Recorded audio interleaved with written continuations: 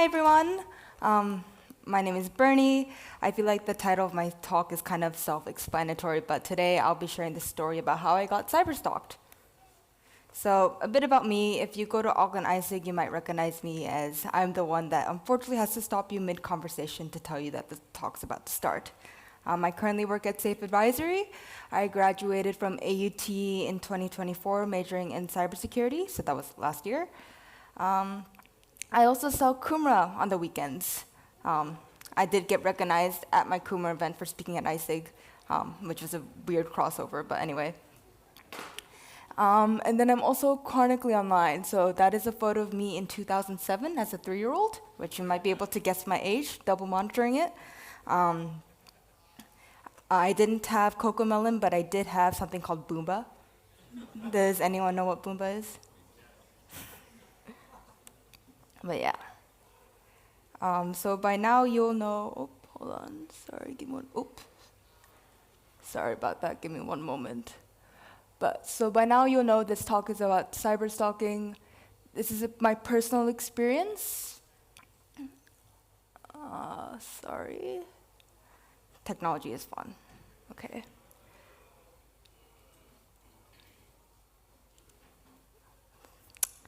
Sorry about that, oh my God.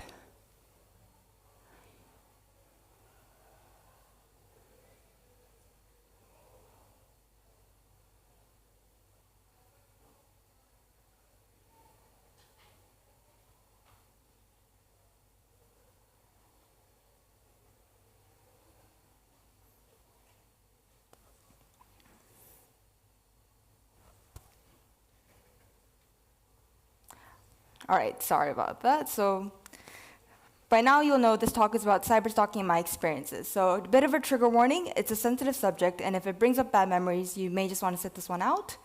I have 3 main goals I hope for you to take away today. One is to bring awareness, and while I can see many of you aren't young teenage girls like I was at the time, you might be able to take this to share awareness and also protect your fauna and community. 2 is to share some tips on how to stay safe online, and 3 is to poke fun at a scary situation. I have a QR code there which links you to my Canvas slides if you'd like to just keep a copy of that instead of taking notes. And now while writing this presentation, I realized that trauma dumping my experiences onto you all was not the best way to communicate. It would also be very confusing. So I've tried to structure this into a sort of timeline. First, we'll go through what was happening before I realized I was getting stalked, followed by what was happening during the stalking, and then going into how I reported things and the learnings and aftermath from it all. So how did it start? Well, it started off really small, and if I wasn't already super paranoid about my online presence already, I probably wouldn't be able to tell you when it started. I'm sure many of you, I know I have, gotten several follow requests from Russian supermodels who want to be your friend, who aren't Russian supermodels.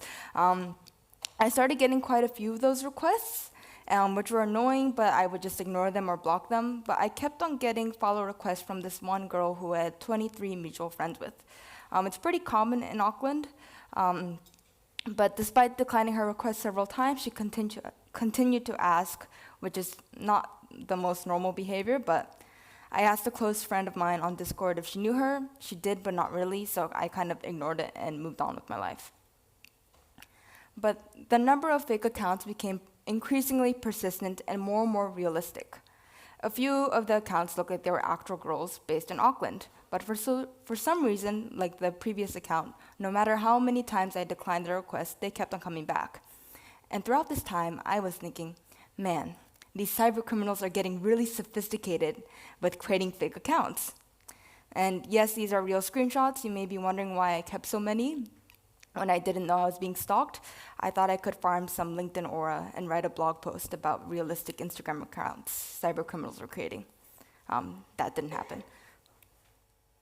And then things hit the fan. On the night of the Auckland anniversary floods in, I think, 2023, I got a follow request, and to my surprise, had a profile, was an account with a profile picture with a photo of me that I had never seen before. And I start freaking out because, one, that's a really terrible angle of me. I didn't realize I could look that bad. 2, how do they know me? 3, how do they know my date at that time? And 4, who the hell was behind this account? So a bit of background on my online behaviors before this.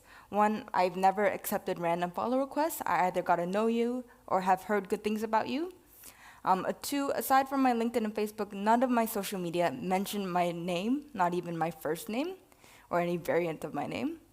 3, my profile picture was just a photo of my dog on all my social media, and I barely had any photos of me posted.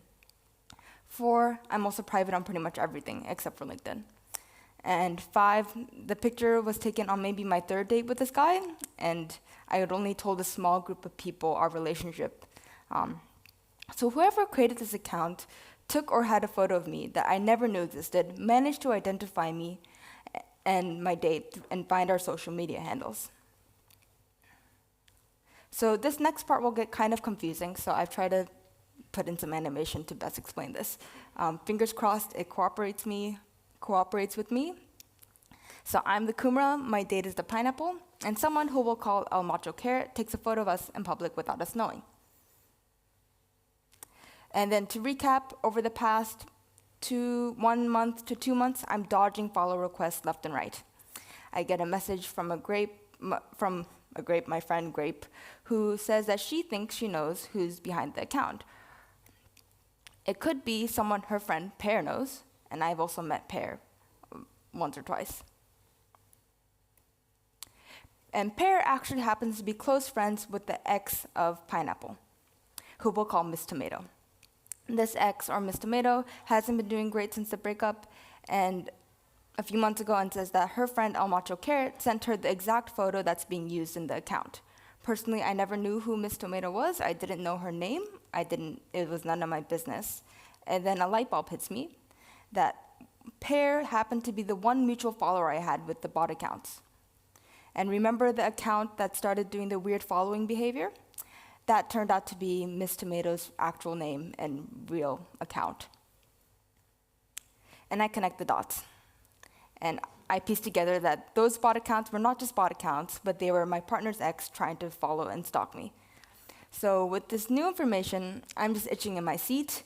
It was around 2 hours since everything kind of exploded. I'm freaking out. NetSafe hasn't responded. It was a long weekend, and everywhere was flooding. Everyone was in a state of emergency.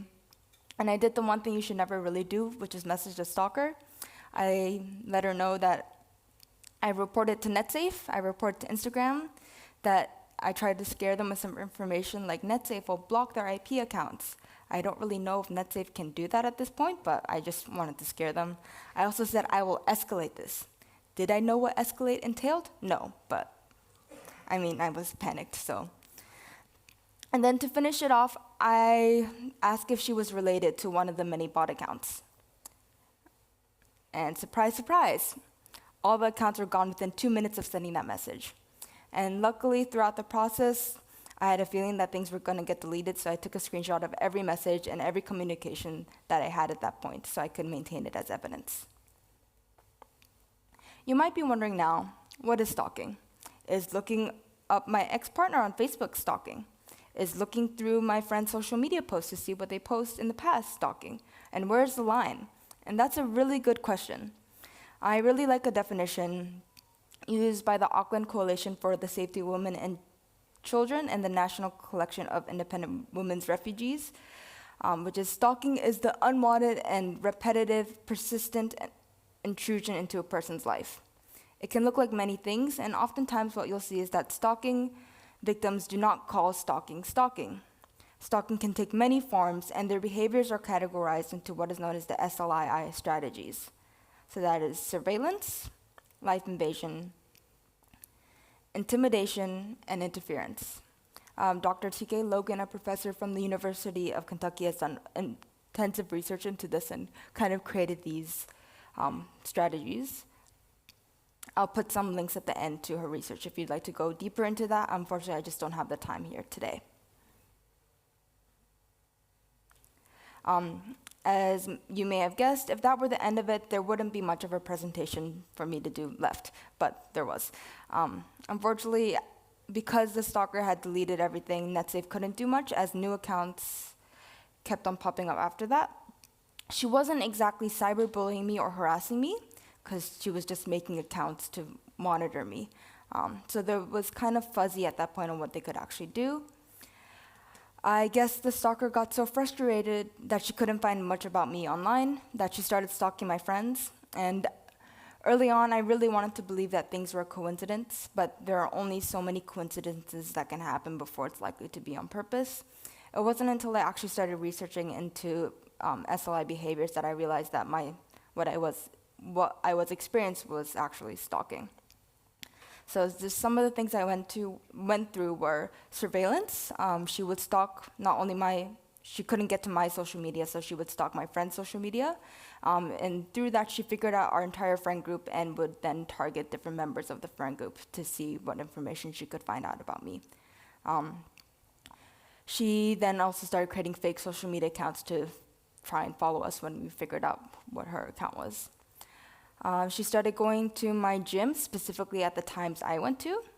I did an online panel with Summer of Tech, and she ended up showing up at that too.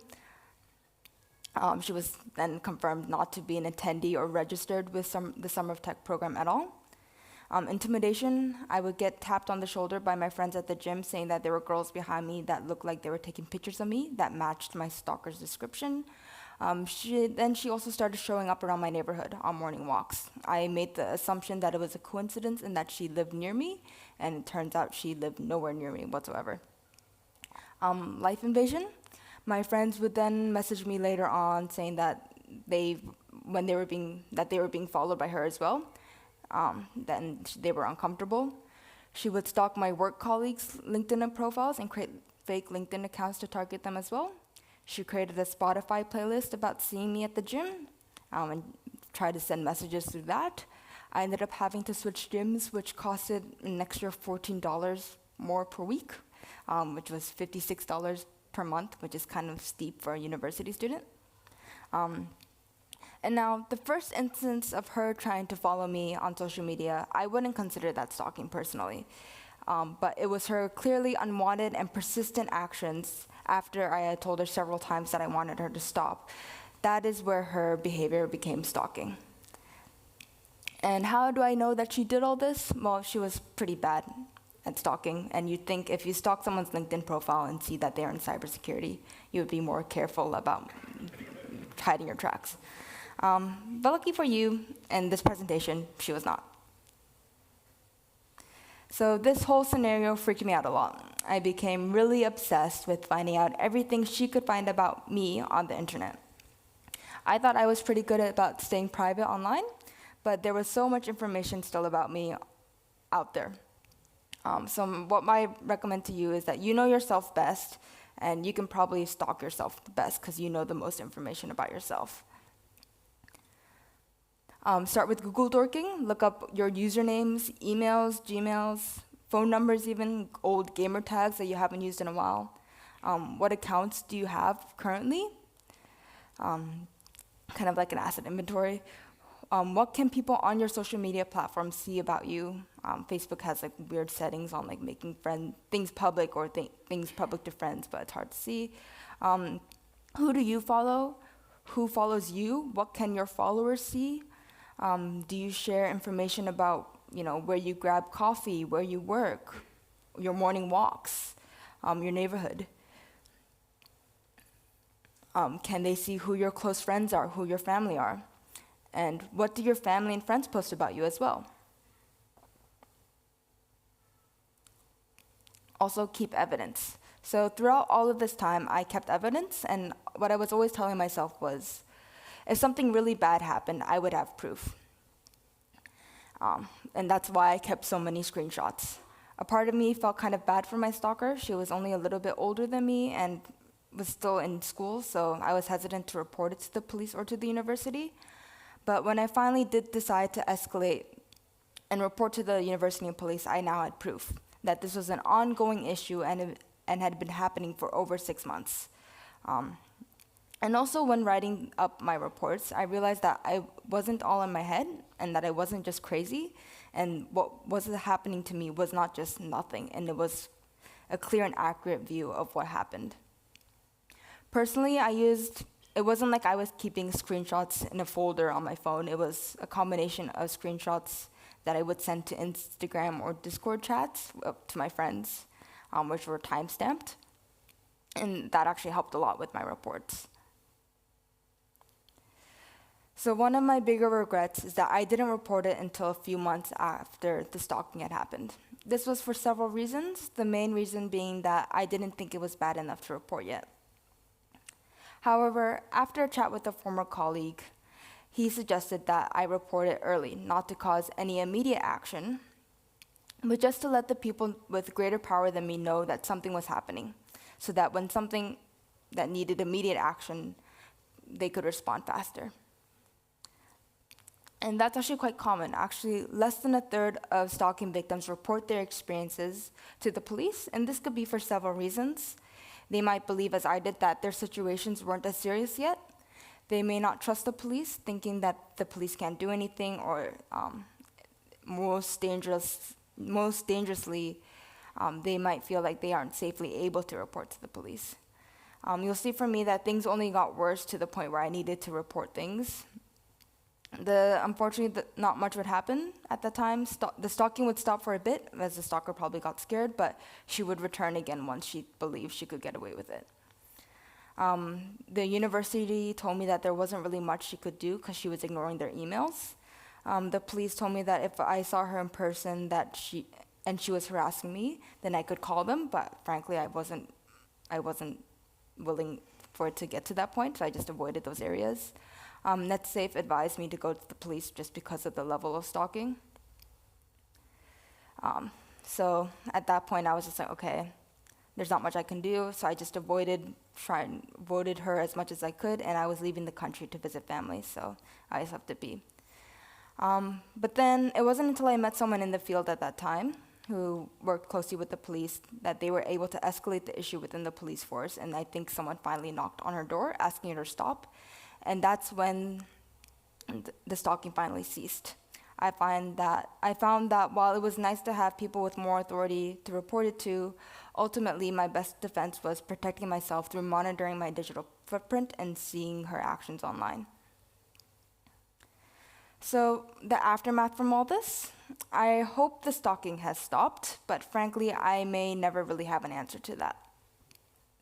After all this, I started getting really anxious in public. I turned off all my social media for almost 2 years.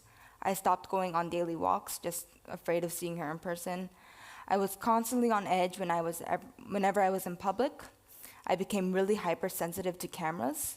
Whenever I saw people taking photos, I developed a fear of girls with pastel pink hair. I got so paranoid about the situation that I was constantly thinking to myself, maybe this person knows my stalker, and maybe they're trying to get information for me, or is that my stalker over there? I also, started stalking my stalker back, which is a phenomenon known as reverse stalking, where I would basically monitor her Spotify playlist to see if her behavior was increasing or decreasing. Seeing her add songs about killing her partner's ex was kind of scary and put me more on edge. But I also know that I'm not alone in this. A 2023 study found that 91% of stalking victims presented with anxiety, depression, panic attacks, anger, PTSD, and suicidal thoughts. And a common rebuttal to cyber stalking, is to just turn your phone off and to turn off social media. But Dana Windsor, who's speaking tomorrow, had a really good paper where she pointed out that lack of communication from a stalker can help us better understand their activities, and see if their behavior is becoming more escalating or more manageable. I'm also one of the luckier ones, where you can say that my stalking never escalated to the point of becoming violent, which unfortunately is not the case. Stalking happens to be prevalent in 86% of femicide victims, and I'm sure many of you have seen the news, but oftentimes action to protect victims just isn't taken fast enough. So we're nearly at the end of my presentation, but I want to give some tips to the audience from my experiences. These may not all apply to you, but these are what helped me and what I wish I had earlier on. Understanding your risk tolerance. Everyone here will have a different risk tolerance on how they view social media and their digital presence. Some people may want to post about their life online, and some people may not want anything about themselves to be online at all. Some people might want to share photos of family on social media. Some people might not be happy with that at all. Some people might want to share their hobbies and what they're into, and some people would not like that to happen. Do a baseline assessment on what accounts you have. It surprised me how many old accounts I had completely forgot about that had a lot of information about me. Another thing, personally, I avoid using the same username across social media. That means that if a stalker or someone is trying to find out who I am, they can't just look up that username and find me on like 10 different platforms. I would avoid using your full name. Personally, I try to keep my personal life and work life different, and with my work life, I need to use my full name, especially for LinkedIn. Be careful about when talking about locations where you live in online public forums, such as Reddit. You can see a lot about someone's Reddit history when they are talking in r/Auckland and the places that they go to. Monitor who follows you and what they can see. This is something I'd recommend to everyone. Frankly, you should know who is looking at your profile and who knows you. Google Dork your name, such as full name plus Christchurch, full name plus hobby. You'll be surprised on what comes up. And also knowing that stalking isn't just surveillance, it's more than that. It's intimidation, life invasion, and interference. And I'm not sure if I'll have time for questions, but I wanted to just give some useful resources and just some facts before I close out. So stalkingawareness.org is an organization in the States that helps provide information to schools and service providers about stalking and how to protect stalking victims. They have some great resources. I highly recommend that. Electronic Frontier Foundation has some great resources on identifying stalkerware and how to remove it from phones. Netsafe.org is also a really great resource that we're very lucky to have in New Zealand. Stalkingrisk.com and the link from the medicine at University of Kentucky are Dr. T.K. Logan's resources on how to identify stalking. Highly recommend those. And also wanted to highlight that stalking still isn't illegal in New Zealand. We have the Harassment Act and Harmful Digital Communications Act, but those two alone kind of make it hard for law enforcement to act on. But currently, there's a law being proposed in Parliament where stalkers can get up to 5 years in prison after they commit 2 specified acts, such as following or recording, which would really be amazing to have.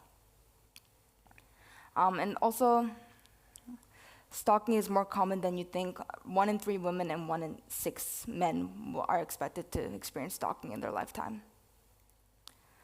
Some references, and that is all. Thank you very much.